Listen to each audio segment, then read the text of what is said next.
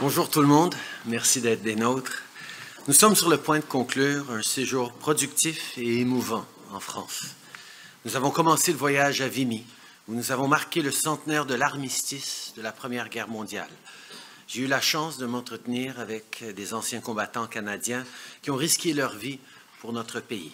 Ils méritent notre plus grande reconnaissance et c'était pour moi un honneur de les remercier pour l'ampleur de leur sacrifice.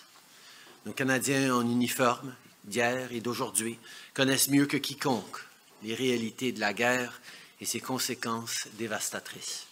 Ils ont défendu avec bravoure les valeurs qui nous sont chères, la démocratie, le respect des droits et la poursuite de la paix, ces valeurs qui sont au cœur des interventions canadiennes à travers le monde.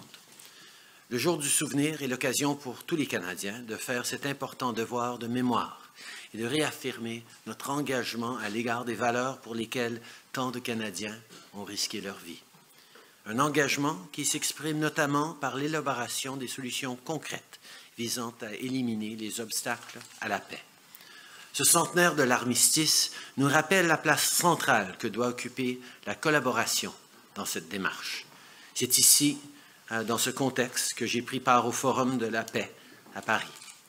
Cette initiative, lancée par le président de la République, repose justement sur une volonté commune de travailler avec nos partenaires pour relever les défis communs. J'ai également pris part à une discussion organisée par Reporters sans frontières. La liberté de la presse est fondamentale à la démocratie. L'un ne peut pas exister sans l'autre. Cela dit, nombreux sont les journalistes qui voient leur droit à la liberté d'expression brimés ou menacés. Je pense par exemple aux journalistes emprisonnés au Myanmar ou au meurtre du Saoudien Jamal Khashoggi. C'est inacceptable. Les gouvernements du monde doivent dénoncer les attaques visant à miner la liberté de la presse. C'est pourquoi le Canada appuie formellement la Déclaration internationale sur l'information à la démocratie et s'engage à travailler avec Reporters sans frontières et ses partenaires pour préserver et pour promouvoir la liberté de la presse et de l'information.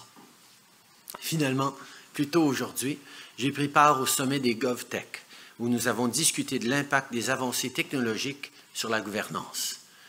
Nous avons aussi appuyé l'appel de Paris pour la confiance et la sécurité dans le cyberespace, qui fait appel aux États, au secteur privé et à la société civile pour travailler ensemble pour promouvoir la sécurité dans le cyberespace.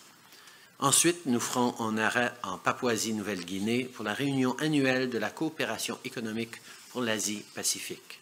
Ce sera le moment de poursuivre nos discussions sur le commerce international, notamment dans le contexte du nouveau partenariat transpacifique conclu et ratifié plus tôt cette année. Cette entente historique marque le début d'une nouvelle ère de coopération avec nos partenaires des pays du Pacifique.